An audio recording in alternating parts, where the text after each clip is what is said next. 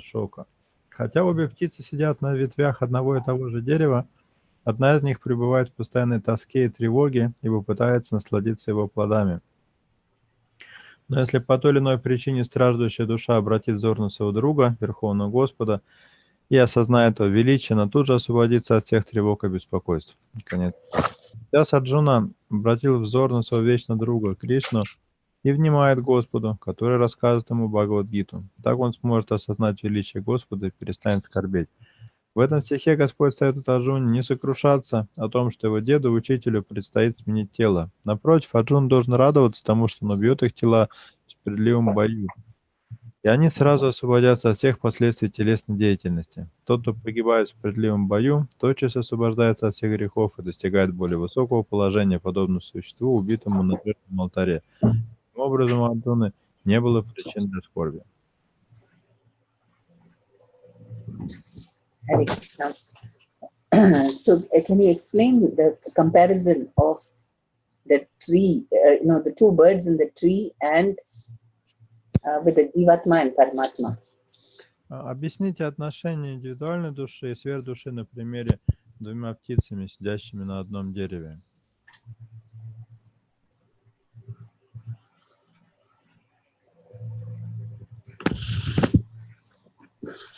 Харе Кришна. Ну, давайте я попробую.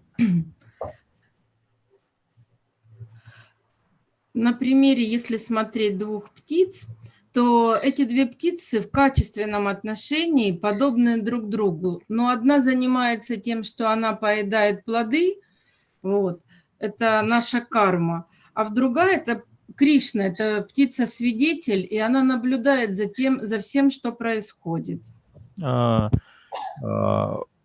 Both birds are qualitatively equal. One bird is ourself, we are eating the fruits of our karma, and another bird is the witness, Krishna, who is watching us. И одна птица – это всегда господин, а вторая всегда слуга. One bird is always the master, and the other is the servant. Yeah, and what are the relationship apart from being master and servant? А помимо того, что их отношения слуги и господина связывают, какие у них еще отношения? Ну, учитель, когда птица, когда преданный принимает птицу господина своим действительно учителем и господином, тогда начинает его жизнь меняться. А до этого он находится в постоянной тревоге и тоске. They are also in relations of the teacher and the disciple, and when the soul bird takes his friend Krishna as his teacher, unless he accepts him as his teacher, he is always in constant distress. И как только до слуги доходит истинное положение свое и положение Господа Кришны, ну, тогда начинается освобождение от тревог, от беспокойств, и преданный понимает, что Господь – это его друг. And as soon as the soul understands his position of the servant and Krishna's position of the master, the soul becomes free from all disturbances and then accepts Krishna as his friend. Okay, very good. Understood. The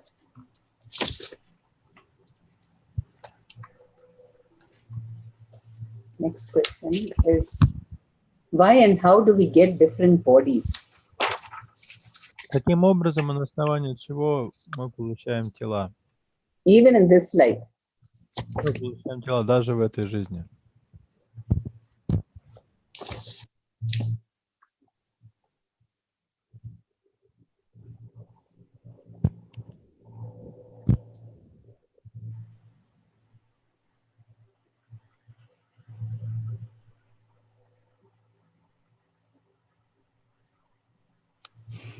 Ну, я могу попробовать ответить. Vladimir Prabhu, yes. Кришна. Hare Krishna. Новые тела мы получаем вследствие своих действий, ну, в предыдущей жизни.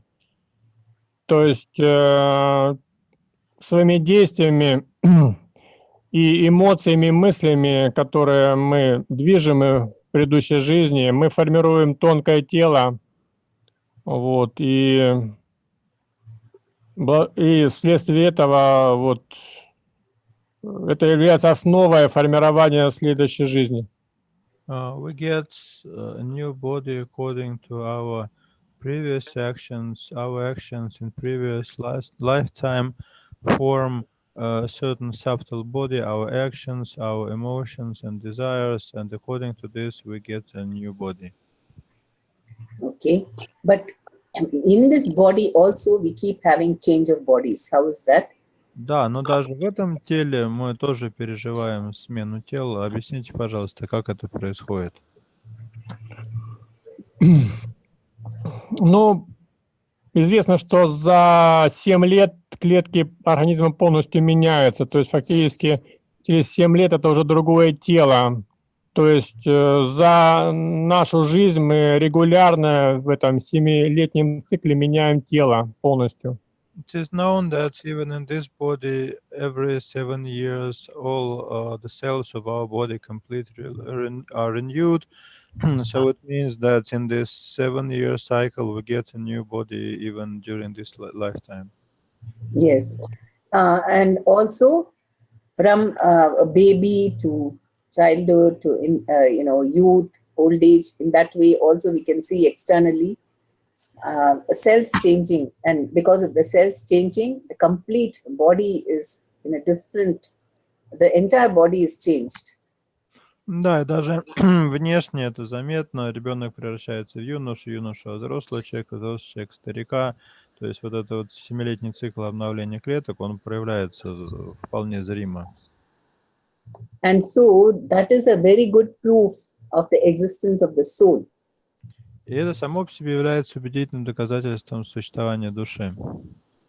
Because even though our body changes completely, we remember what happened in the previous body. Хотя тело меняется полностью, мы помним все, что с нами происходило в предыдущем теле. So the materialist cannot explain how is that possible. How do we remember the previous body? Материалисты не могут объяснить, как это возможно, почему мы помним, что с нами было в предыдущем теле. And we have people who even remember their previous body, what they were. Кроме того, есть люди, которые помнят, что с ними было в предыдущем теле, то есть до этого рождения. And through regression, even in this life, we can remember many lives and now what we have gone through, different bodies. С помощью метода регрессии можно вспомнить, что с нами было даже не одну, а несколько жизней назад.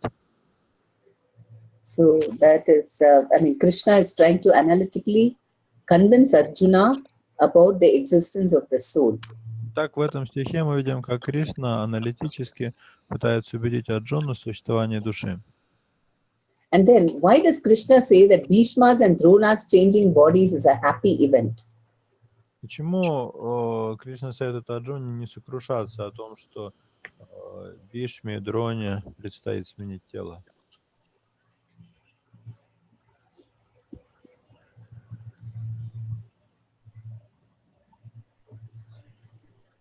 Кришна, доброе утро.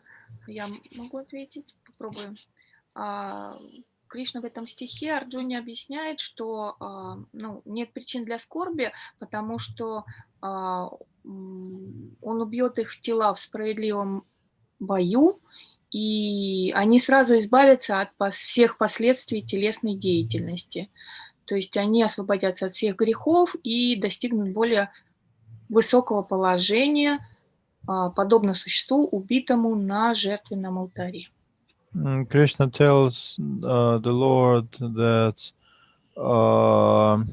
his grandfather and his teacher would be killed in a righteous fight. They will be freed from all reactions, and it is similar like one is laying down his life on sacrificial altar. Yes, and then they'll get nice bodies, right? Very young and good bodies in the next life. Они получат в следующей жизни молодые хорошие тела. Okay, so the application question is now. Можно вопрос? Vladimir Prabhu has a question. Prabhu wanted to say something. Vladimir Prabhu. Okay. Actually, this is real application of the principle that we are a soul.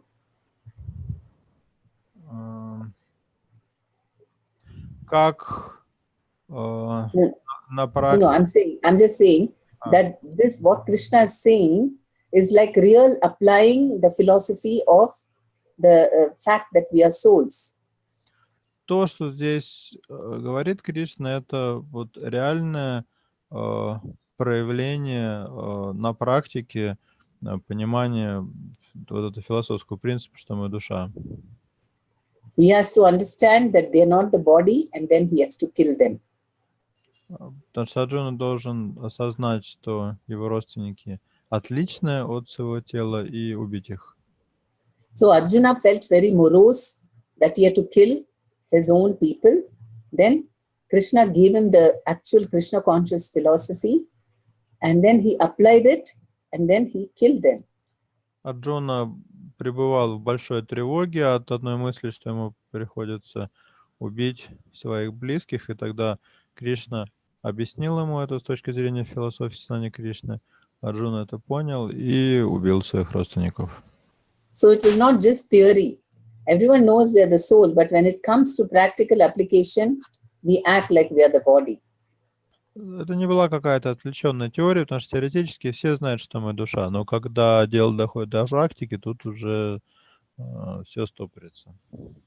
So what do? Whenever we feel very morose about doing something or accepting something which is materially painful, then what do?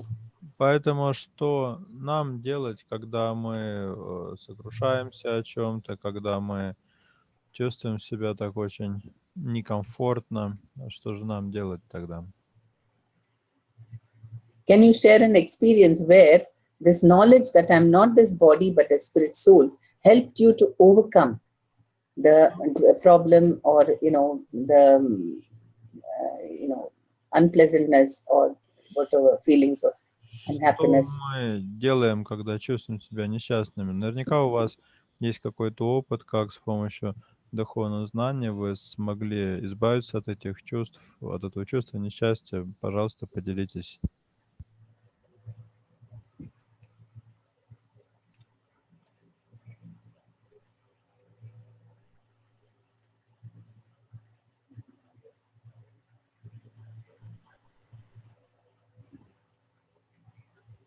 Yes. Who will speak? Doyal Prabhu. Дэл Прабhu. Do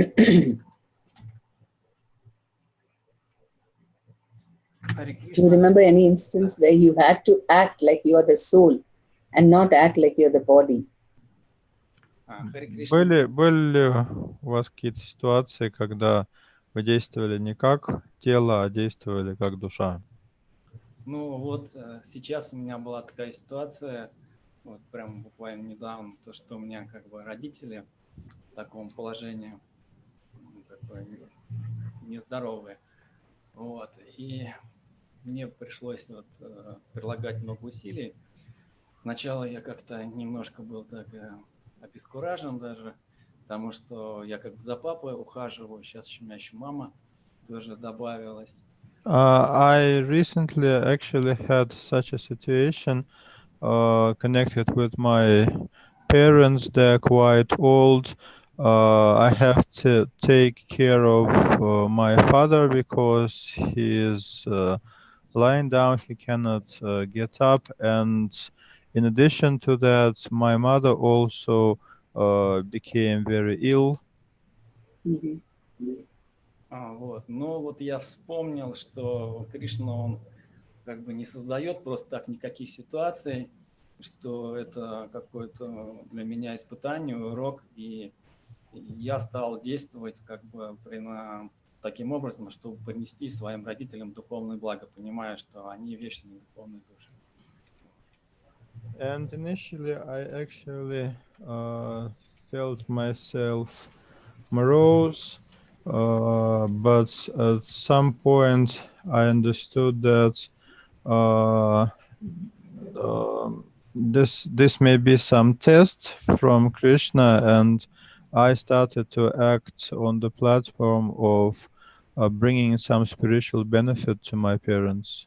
Mhm. И я стал так действовать, чтобы создать такую атмосферу, чтобы они были счастливы на духовном уровне, и одновременно я заботился об их делах материальных. Вот. И я сразу преисполнился энтузиазма и стал счастливым сам. То есть я забыл о своем, в принципе, даже о себе забыл, заботясь о них, и я почувствовал невероятное счастье. So I tried to create an atmosphere of spiritual happiness for them, and simultaneously I was taking care of those of their bodies. And in doing that, I almost forgot about my own body, and I also felt spiritual happiness. Very good. Very good, Harish. Спасибо большое. Yeah. So, and this is the greatest knowledge, right? That I'm not this body and I'm a spirit soul. Because many times, even when people hurt us or we feel insulted, even on the subtle level, and we understand I'm not the mind at all. So it's only my mind is feeling bad, but actually there's nothing. The soul can never be, the soul is all perfect. The soul is all good. So nobody can harm that. Это очень важное и ценное знание о том, что мы душа, потому что иногда кто-то ранит нас, ранит наше тонкое тело какими-то оскорблениями, мы чувствуем боль. На самом деле достаточно понять того, что душу это никак не затрагивает, душа, она совершенна, она не испытывает страданий. Arjuna had to, he was physically, he was attached to his relationship, physical relationship. He was not so much worried about any, subtle problems. Like, he was not insulted, or he did not feel bad about some emotional problem. In the sense, he was not thinking about his, of course, emotionally also he would be missing them. But in terms of, he was more attached to the body. But as devotees, sometimes we get very attached to the mind and we don't know how to overcome that. У Арджуны основная проблема была это вот именно отождествление с телом, то есть он был физически привязан к Бишме и Дроне как близким людям, там не столько на уровне ума у него была какая-то эмоциональная привязанность, хотя, безусловно, и эмоционально он был тоже привязан, ему бы не хватало их, поэтому он не хотел их убивать. Но вот у нас чаще всего возникает привязанность именно на эмоциональном уровне, то есть на уровне ума мы к чему-то привязаны, и это доставляет нам беспокойство. And Chaitanya Mahaprabhu wanted us to really act on this platform that I'm not the mind. And that's why he said you have to be very humble and tolerant. Господь Чайтанья хотел, чтобы мы действовали на уровне «я не ум». И вот почему он говорит о том, что нужно стать смирение травинки и терпеливее дерева. It's easy to understand I'm not this body, and so we are ready to do many austerities on the bodily platform. Понять, что мы не тело, сравнительно несложно, и поэтому преданные часто готовы какие-то аскезы телесные совершать. But because it is more difficult to understand I'm not this mind, that's why we get disturbed and we become intolerant, or we get upset with people. Гораздо сложнее отождествить себя с умом. Именно поэтому мы видим зачастую, что преданные страдают, и они нетерпимы к окружающим. If we understand we're not the mind, we'll never be disturbed by any amount of so-called insults or hurt. Even if people insult us and mistreat us, will not be upset at all. Если мы поймем, что мы не ум, нас не будут выводить из себя чьи-то нападки, оскорбления, мы не будем воспринимать это на свой счет. And instead, because we see them also as souls, we'll give them respect. И кроме того, поскольку мы наших обидчиков, так называемых, будем видеть как души, тогда мы сможем им оказывать почтение. Okay, so this verse very important for the practical application. Так что этот стих очень важен для нашей повседневной духовной практики. Anything else you want to share about this? Because this is very important. Understanding that we are not the body is the most important thing for our Krishna consciousness. Может быть, кто-то еще хочет что-то добавить к сказанному? Ведь понимание того, что мы отличны от своего тела, это краеугольный камень философии сознания Кришны. А можно вопрос? May I ask Yes. a question? Yes. Я правильно понимаю, что Арджуна мог переживать чувство разлуки, и то есть если у него были привязанности с Бишми, в следующей жизни он мог с ним встретиться, не соответствует ситуации, то есть тела разрушаются в битве, но душа-то остается. Связь пропадает. Я правильно понимаю, что вопрос был такой, что Арджуна, мог ли он встретиться с ними в следующей жизни, да, просто пропала связь? То есть Арджуна, по сути, мог испытывать только чувство разлуки, но не скорби. То есть разлука подразумевает, что он может с ним встретиться, если у него связь такая сильная в следующей жизни. Это вопрос, да? Да, то есть я правильно понимаю, так? Is it correct that Arjuna should not lament about passing of Bhishma and Drona, because if he was attached to them, he would meet them in his next life, and therefore he should not lament, or just maybe feel some separation from them. Is this understanding correct? Yes, that is also part of it. But Krishna is saying that anyway, if he's concerned about, yes, that's what, he will meet them again and in better bodies. So he should actually feel happy.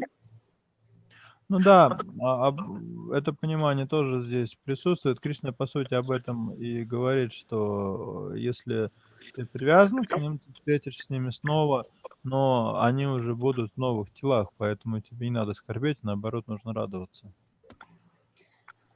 His Holiness Jagtak Swami mentioned once about a Mataji, one Bengali lady, a devotee. And she was always very jolly and talking to everyone very nicely. Шрила Джайптак Свами Махарадж рассказывал об одной преданной из Бенгалии. Она такая была очень хорошая женщина, со всеми так мило общалась. And she had a son who was like a youth. He was in his teens or a little older than teens. He was an adult. У нее был сын, подросток или чуть старше подростка. And Bengali women are very attached to their sons, to their children. Бенгальцы Very good mothers. Матери бенгальские очень привязаны к своим детям. So one day they heard that this Mataji had lost her son. He met with an accident and he was dead. И потом преданные узнали, что вот эта преданная потеряла своего сына, там был какой-то несчастный случай. And the very next day, they saw that this Mataji was coming to the temple. И вот только они об этом узнали, на следующий день они увидели эту Матаджи, она пришла в храм. And she was smiling and talking as usual.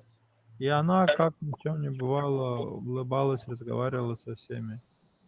So they didn't know whether this was true. So they asked, how is your son? Is he fine?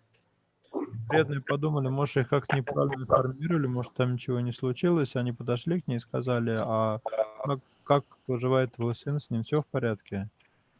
And then so she replied that no, my son is dead, but why should I lament? Because he's a nice devotee, he'll go back to Krishna, so I should be happy, Она or at least he'll get a better body. ответила, мой сын погиб, но о чем мне скорбеть? Он был хорошим преданным, он вернется к Кришне или получит, по крайней мере, хорошее новое тело, поэтому я радуюсь.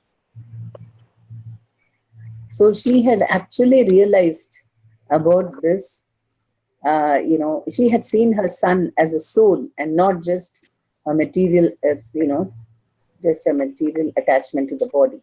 Было видно, что она сына воспринимает как душу, а не как просто своего сына, не то, что у нее материальная привязанность была к нему.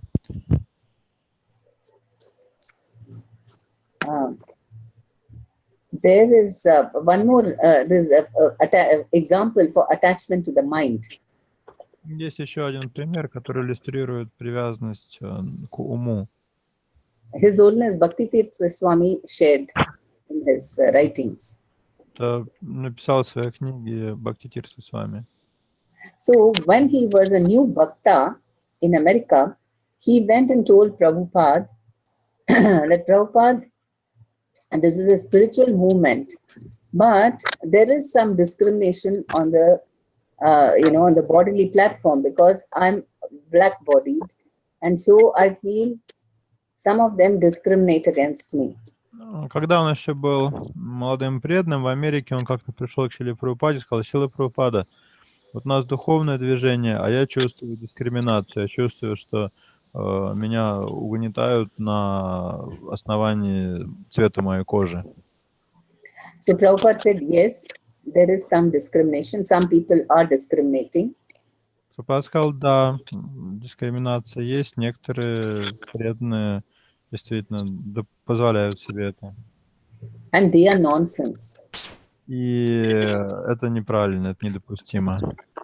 But if you get affected by it, then you are also nonsense. Но если тебя это как-то затрагивает, то это тоже неправильно. So he was trying to say that those people are attached to their bodies, and so they see some differences and discriminate. So they are nonsense because they are acting on the bodily platform. Что хотел сказать этим Шрила Прабхупада, что те преданные, которые дискриминировали Махараджа, они на самом деле находятся на телесном уровне, и это неправильно. But if you are attached to your mind, then you will suffer. You'll be affected by it. Но если ты сам привязан к своему уму, то тогда эта дискриминация будет тебя затрагивать, ты будешь от этого страдать. So then what's the difference between you and them? Так чем ты тогда лучше их?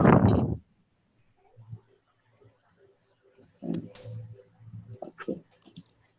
Shall we go anything else? Or shall we go to the next verse? Ну, еще есть кому что сказать, или к следующему стиху перейдем? Nainam chindanti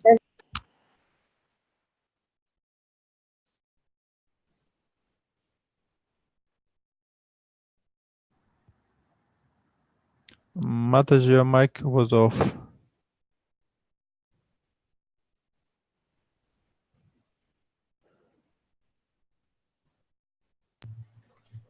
Now it's on. Yeah. But the camera Yeah. is on. Nainam chindanti shastrani, nainam dahati pavaka, na chainam kledayantyapo, na shoshayati maruta.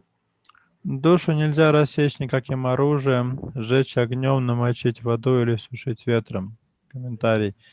Никакое оружие, будь то меч или оружие, использующее энергию огня, ливня, смерча и так далее, не может уничтожить вечную душу.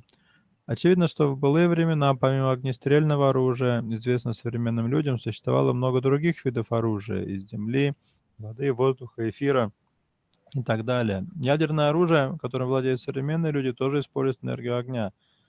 Однако в прошлые века были в ходу и другие виды оружия, состоящие из различных материальных элементов. Оружие, использующему энергию огня, можно было противостоять водным оружиям, которые неизвестны современной науке. Нынешние ученые не знают и об оружии, основанном на силе смерча. Но как бы то ни было, душу нельзя рассечь или уничтожить никаким, даже самым могущественным видом оружия. Философы Муади утверждают, что индивидуальная душа обрела существование, когда, попав под влияние невежества, оказалась под покровом иллюзорной энергии. Однако они не могут объяснить, как такое возможно, ведь индивидуальные души нельзя отсечь от изначальной высшей души. Значит, они вечно отделенные частицы высшей души.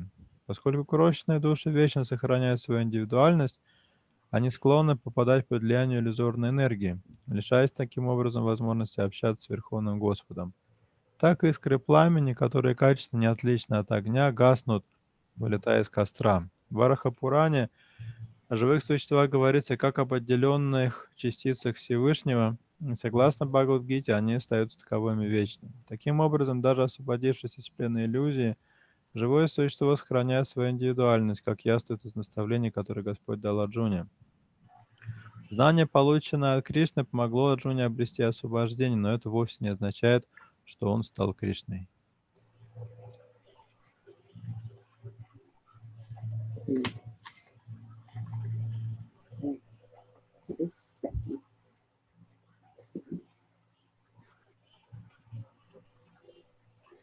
Okay, so what were the type of weapons that they had in earlier times?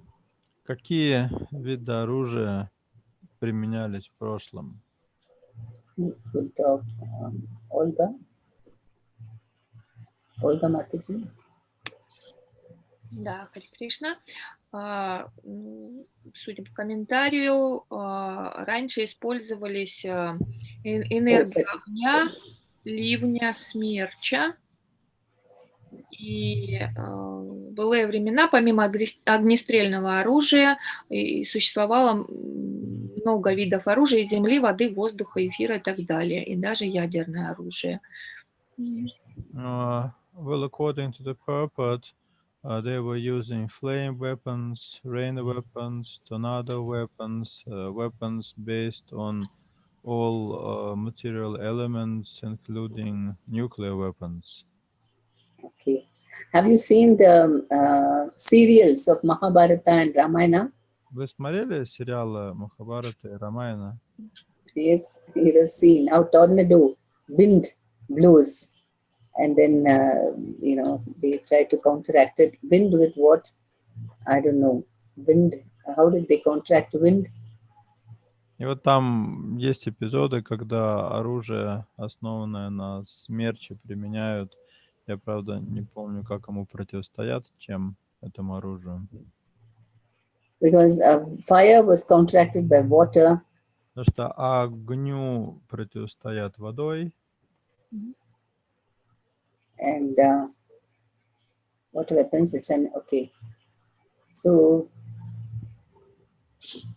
but he's saying that he's trying to convince, Krishna is trying to convince Arjuna that they will not be killed by any weapon. They are eternal. Ну, суть в том, что Кришна пытается здесь убедить Арджуну, что душу нельзя уничтожить никаким оружием, она вечна. And what is the special feature of the soul with regard to such weapons? Какое особое качество души здесь упоминается в связи с разными видами оружия?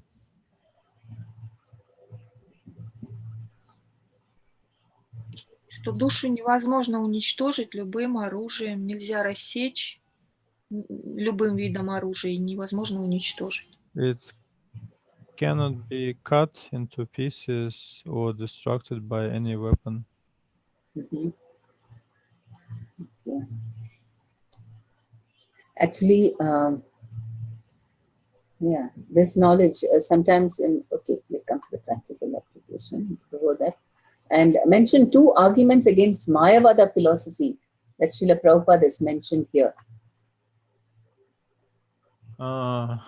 Какие два аргумента философов Майявади опровергает Шрила Прабхупада в этом комментарии? Ну, давайте я тогда отвечу, раз уж не отключилась. Первое, что философы Майявади, они утверждают, что индивидуальная душа, она... Сейчас...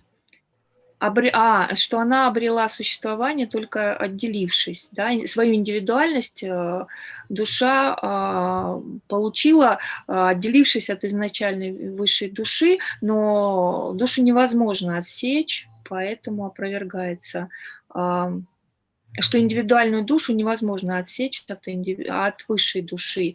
И это опровергается, значит, индивидуальная душа вечно отделенная частица высшей души. Так, это первый. So the first argument, Mayavadis insists that individual soul came into existence by ignorance. This means that it became separated from the Supreme Soul. So it means that individual souls can be cut from the original soul, and this is not possible. Yes, because the Mayavadis say that there is Brahma Jyoti, right? We become Brahman. Then how is it, if we are all one in our liberated state, how did we become separate now? They're not able to understand that, explain that.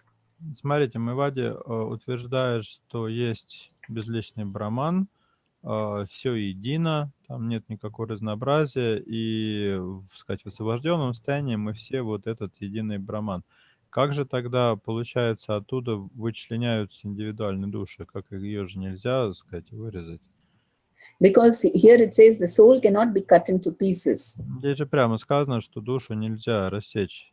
То есть нельзя... Then how was the Brahma Jyoti cut into pieces and we all became individual souls in Maya? Как же тогда получилось, что Брахмаджоти было рассечено на части, превратилось в индивидуальные души, которые потом попали под влияние Майи?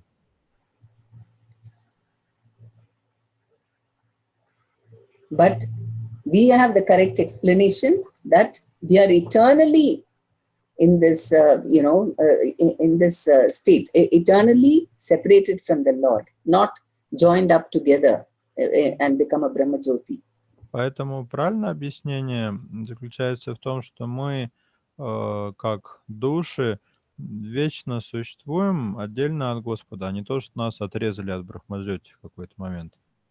And the second thing that they cannot explain is that if we are God, then how did we fall into Maya, into illusion? И второй момент они тоже не могут объяснить. Если мы Бог, то как же мы тогда попали в иллюзию? How can God come into illusion? Как Бог может попасть в иллюзию? So they don't know how to explain this. So they say, no, this is my Leela to become.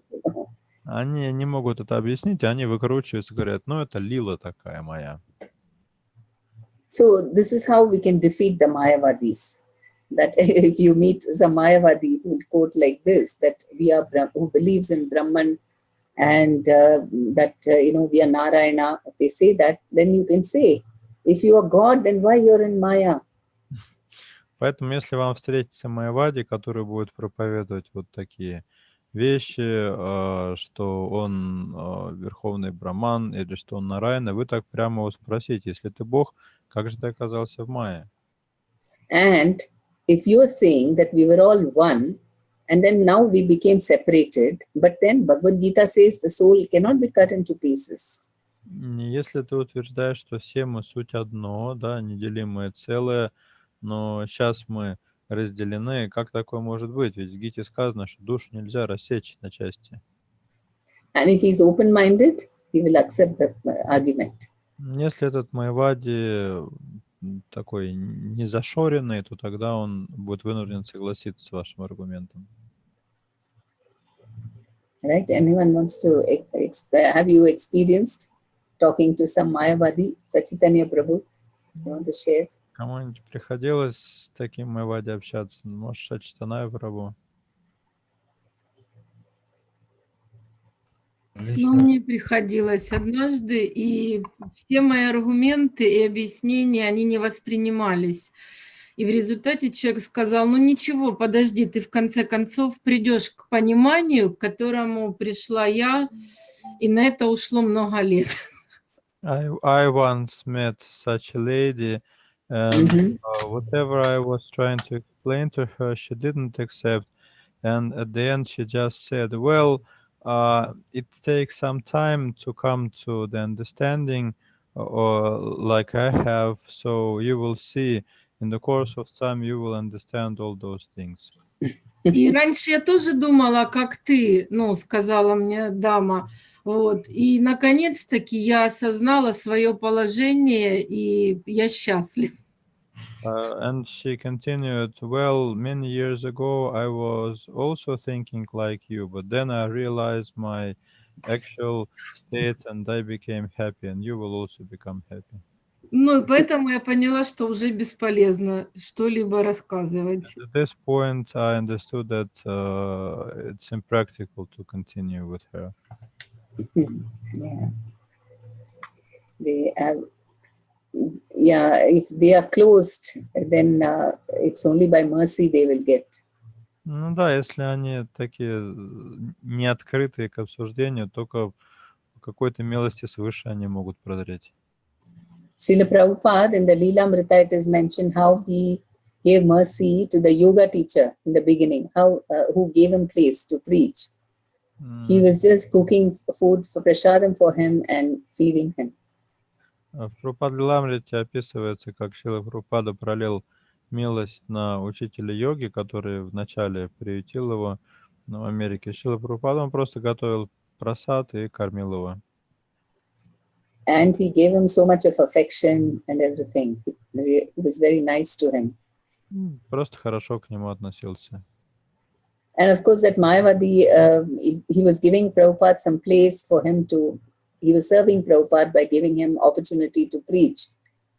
А этот Майавади, по сути, служил Шриле Прабхупаде, он предоставил ему место, где Прабхупада мог проповедовать.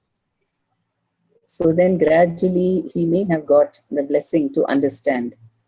И постепенно он заработал себе благословение и, наверное, понял какие-то важные вещи. And that is why Chaitanya Mahaprabhu warned us, never listen to a Mayavadi, Вот any lecture or anything. Чайтанья Махапрабху говорит, не слушайте никогда Майавади, ни лекции их не слушайте, ни вообще их не слушайте. Mayavadi sunile sarvanash hoy. He said, if you listen to a Mayavadi, you will be completely destroyed. Он сказал, если будете слушать Майавади, вам придет конец.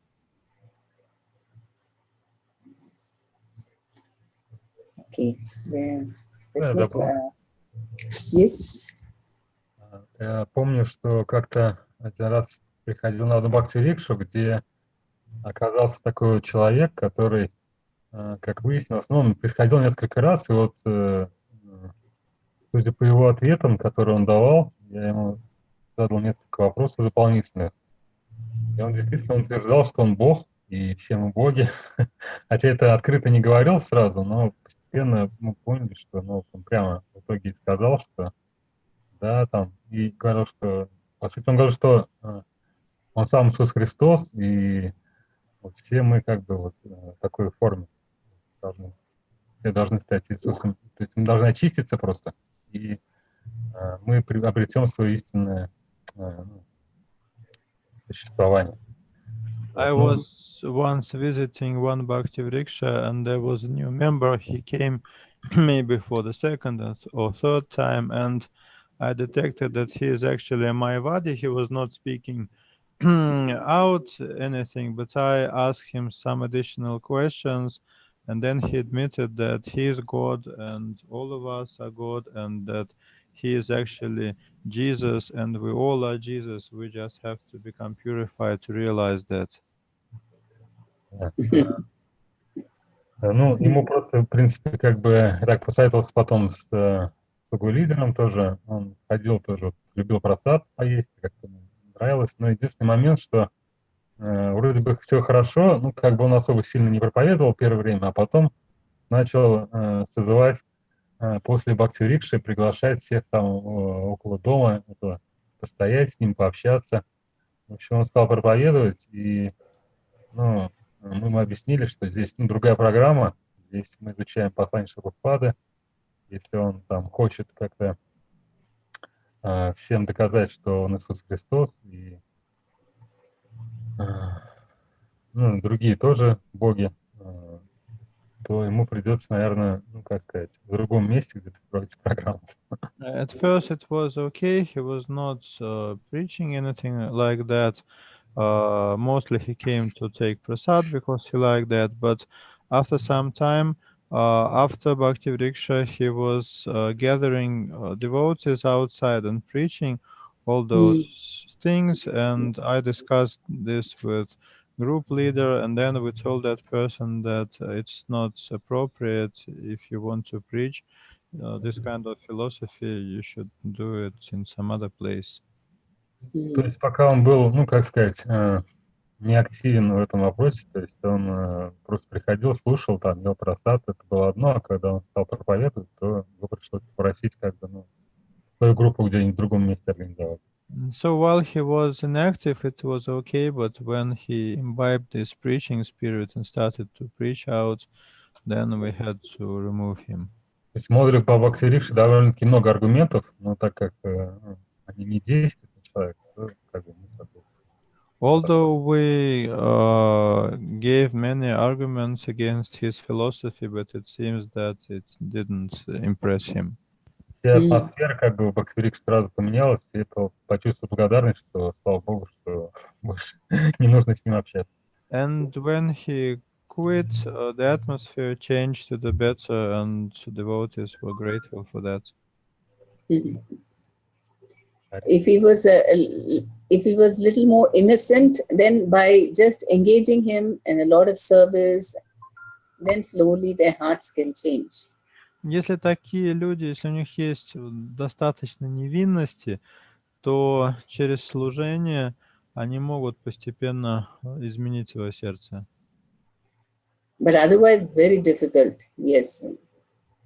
Even I think Advaita Acharyas, among the sons, 3 of them became devotees and the 3 others became Mayavadis.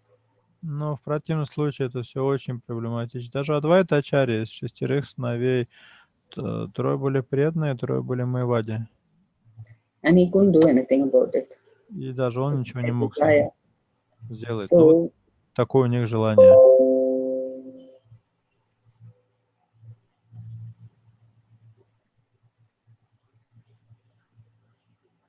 yeah, so, okay. Then we'll just do one more verse. Давайте еще один текст прочитаем. Achedhyoyam adahyoyam akledhyo shosya evacha nityah sarvagatha stanur achalo yam sanatana. Эту индивидуальную душу нельзя разбить на куски, растворить, сжечь или сушить. Неизменная, неподвижная и вечная, она пребывает повсюду и всегда сохраняет свои свойства. Комментарий.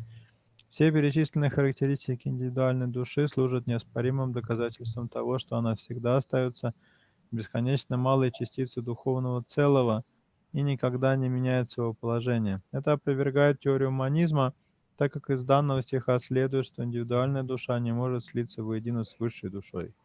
Очистившись от материальной скверны и обретя освобождение, индивидуальная душа может предпочесть остаться духовной искрой в сиянии Верховного Господа. Однако разумные души поднимаются на духовные планеты, где вступают в общение с личностью Бога. В этом стихе примечательно слово «сарвагата» — «вездесущее». Живые существа, вне всякого сомнения, находятся в каждом уголке творения Бога. Они живут на суше, в воде, в воздухе, под землей и даже в огне. С утверждением о том, что огонь уничтожает живые существа, нельзя согласиться, ибо здесь ясно сказано, что душа не горит в огне. Поэтому несомненно, что живые существа в телах, приспособленных к жизни в огне, обитают и на Солнце. Если бы Солнце было необитаемым, слово «сарвагата», живущий повсюду, утратило смысл.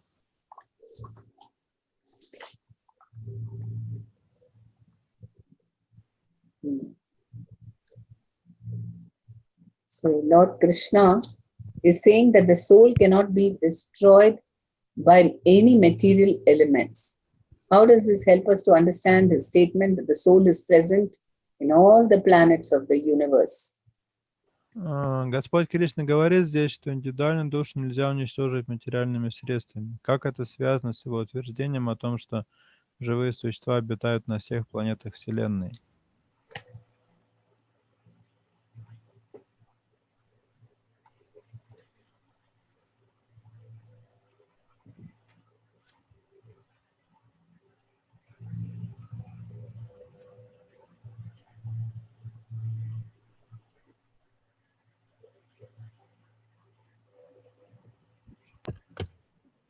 Можно я отвечу тогда?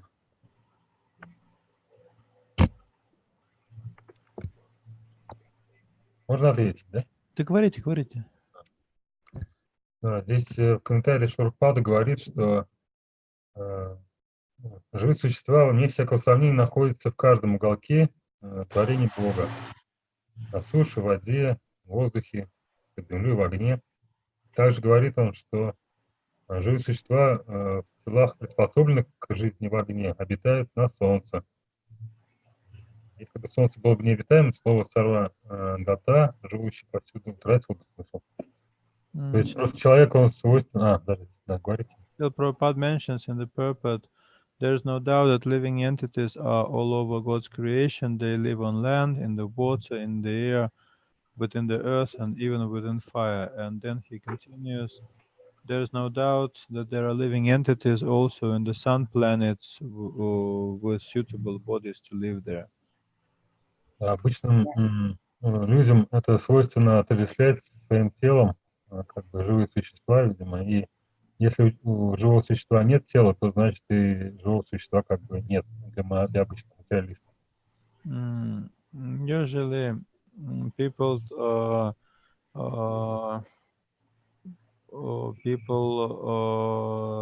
think that the living entity is its body, and if there is no body, there is no living entity.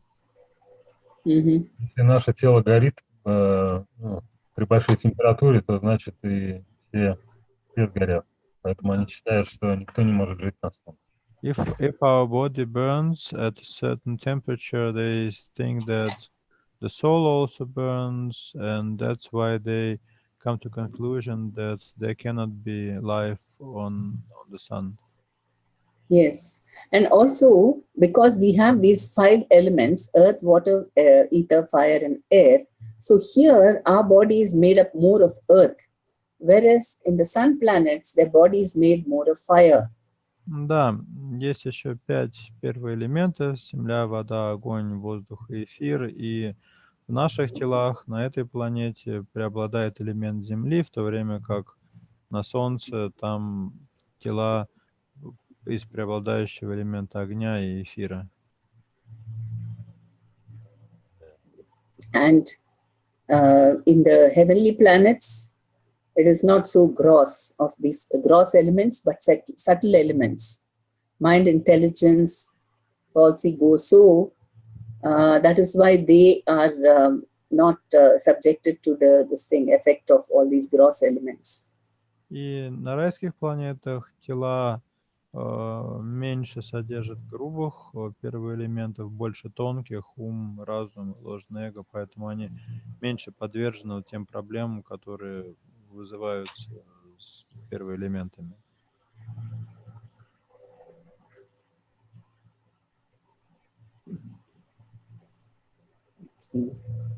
So there's one other interesting thing is that it says the soul is immovable. That means you cannot move the soul. If the soul decides not to move, you cannot push the soul. Здесь интересно, что душа названа неподвижной. Это означает, что если душа не захочет, ее никто не может сдвинуть никуда. And we see during, example of it during Ramayana. What happened was that when Angad, he was sent as on a mission to with a message to Ravana from Lord Rama. В романе есть эпизод, который иллюстрирует это качество неподвижности души. Ангаду отправили с посланием от Рамы к Раване. And of course, Ravana looked down on Angad. First of all, he thought he is just a monkey. So he wanted to insult him. Равна так посмотрел на Ангаду, подумал, что это за обезьяна такая, решил его оскорбить. So Angad, he put his foot, placed it firmly on the ground, and he said, "Let me see you move my leg, then you will understand who Lord Rama is." Поставил так ногу перед собой, выставил и сказал, ну попробуй сдвинуть мою ногу, тогда ты поймешь, каково могущество Господа Рамы. And Ravana was surprised that even he, who was so powerful, could not move the leg of Angad. И Равна удивился, хотя он был очень сильный, он не мог сдвинуть ногу Ангады.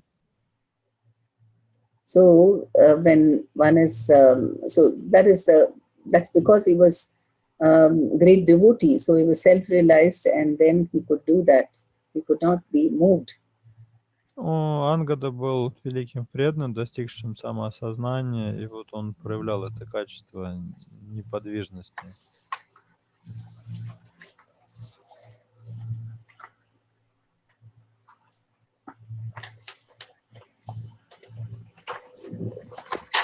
So there is so much freedom and so much freedom when we are on the as spirit souls. Поэтому мы, как души, очень свободны. But somehow people are afraid to come to know about their spiritual identity. Но проблема в том, что люди боятся узнать о своей духовной природе. And that's why the fear of death is there. Поэтому их преследует страх смерти.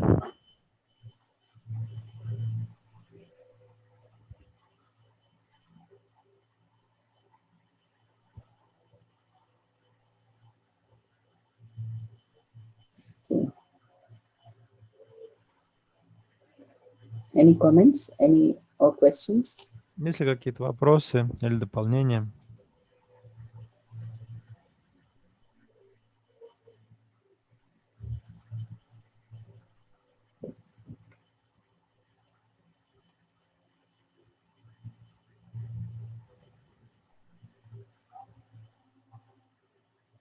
Okay. Then shall we stop here? Ну что, тогда на этом завершим. Шестная Прабу, может быть, мы про дату сейчас спросим, с перенос на 22. Это останавливаю сейчас просто. Я спрошу так.